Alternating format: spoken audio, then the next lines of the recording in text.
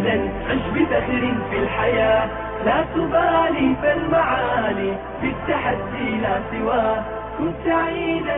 السلام الله عليكم ورحمة الله تعالى وبركاته. كسو دو جنال كاغا هاغا نفتا مقعيقو وقاسم محمد waxaan ahay saaxiibkaaga guusha iyo horumarka. dad badan ayaa ku bixiya waqtigooda intiisa badan sameynta shantan caado ee aan ku soo qaadan doono muuqaalkeena maanta. balse nasiib wanaag caadooyinkani soo socda waa kuwa la isaga joojin karo sida ugu dhaqsiyaha badan.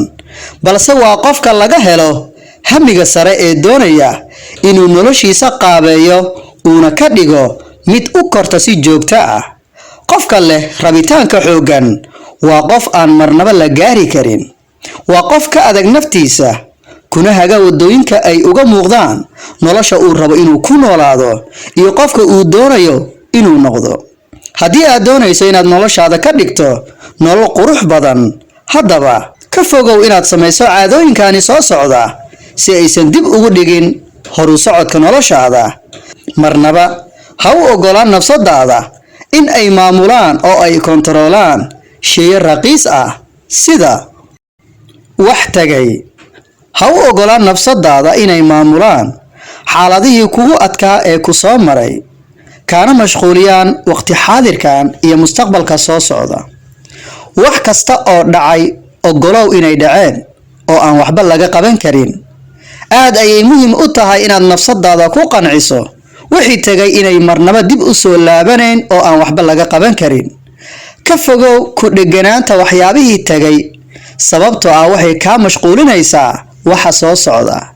dib ha u fiirin wax walba oo noloshaada u suurtageli waayay. ha ku canaanan nafsadaada sababtoo ah way jecleed inay qurxiso wax walba ee ka xumaaday, laakiin waqtiga ayaa u ogolaan waayay. ha ku mashquulin naftaada wax tagay oo aan waxba laga qaban karin. ha ku mashquulin tagtada. si kastoo ay xaaladuhu ahaayeen ma soo celin kartid, balse waxaad awoodaa inaad qurxiso xaaladda hadda aad ku sugan tahay. hana iloobin inaad wax ka barato tagtadaadii, joogtadaadana aad ku noolaato, timaadadaadana khayr niyeyso. muhiimaddu waxay tahay inaadan marnaba ka rajo dhigin nolosha. hadallada dadka. ha u xabisnaan hadallada qallifsan ee negatifka ah oo ay kugu dhahayaan dadka qaar. marnaba ha u rumaynin dadka hadallada ay naftaada ku dhahayaan. ma jirto qof adiga kaaga aqoon badan adiga naftaada. yaysan ku murug gelinin dadka hadalladooda. iska dhagatir hadallada aadan u baahnayn oo ay kugu dhahayaan dadka qaarkood. ha u fiirinin waxyaabaha aad samaynayso inay ku qancaan dadka, balse isweydii waxa aan samaynayo maxaan ka faa'iidayaa nafsadaydu. maxaa faa'iido ah oo ugu sugan haddii aan sameeyo waxyaabahan. ogow marnaba dadku ma joojinayaan inay ka hadlaan ficil walbo adigu aad samayso. sidaa darteed adigu ha isku mashquulin hadallada dadka oo isticmaal falsafada ah iska dhagatirka oo ah inaadan danaynin hadallada aadan u baahnayn ee negatifka ah. sababtu waxay tahay adiga uma noolid inaad qanciso dadka ee waxaad u nooshahay inaad samayso waxyaabaha adigu aad jeceshahay. aaminid la'aanta nafta. sideed ku wajahaysaa nolosha? soo ma ogid nolosha dunidu inay tahay mid xambaarsan challenges badan oo adiga ku xadidaya, kaana dhigaya qof daciif ah oo aan waxba awoodin. haddii aadan lahayn aaminaad aad ku qabta naftaada, ma jiri doonaan wax adiga kuu suurtagelaya. sababtoo ah nafsadaada waa qofka kuugu horeeya ee kaaga baahan inaad aaminto. markaad adigu naftaada aaminto ayay dadkuna ku aaminayaan. sababtoo ah nafsadaada waa mashiinka kuu suurtagelinaya inaad noqoto qofka aad doonayso inaad noqoto iyo nolosha aad doonayso inaad ku noolaato. intaba waxa suurtagelinaya waa nafsadaada ee aamin naftaada.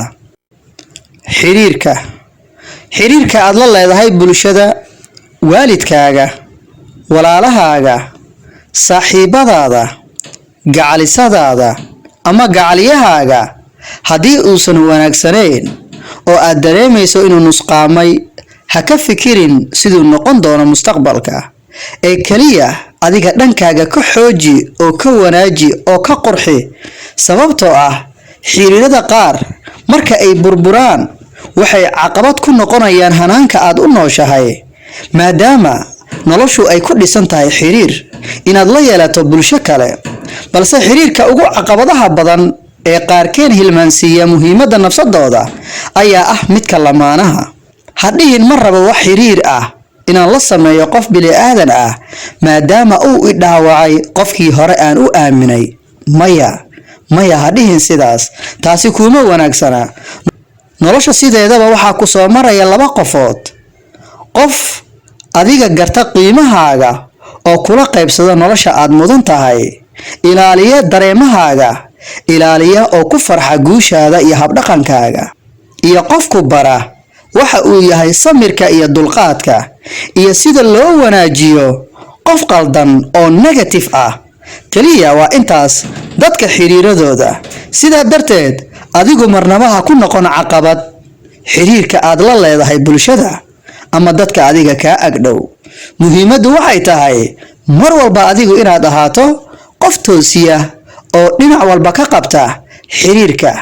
marnaba sabab ha u noqonin burburka xiriirada qaar. haddii uu ka burburana muhiimaddu ma ahan inaad ka fikirto sidii u burburay. muhiimaddu waxay tahay haddii aad awoodo inaad dib u dhis ku samayso, balse nafsadaada hamiga iyo hiigsiga ay lahayd inaadan marnaba ka quusanin. lacagtu waa qaybta ugu weyn ee koontaroosha bini'aadanka nooc kasta uu ahaadaba. go'aanadaada marnaba yaysan noqon mid ay koontaroosho lacagta. kuma dhahay lacagtu waa wax xun ee waxaan ka hadlayaa inaadan u xabisnaan qiimeynta lacagta. lacagtu waa wax loo baahan yahay, noloshuna ay aas-aas u tahay. marka laga fiiriyo dhanka saameynta wanaagsan, waxaad ku caawin kartaa dadka, waxaad ku qabsan kartaa baahiyahaaga kala duwan. sidaas ay tahana yaysan noqonin lacagtu inay ku koontaroosho kuna iibsato qiimahaaga qofnimo, balse u adeegso dhanka wanaagsan kuna hel dhanka wanaagsan.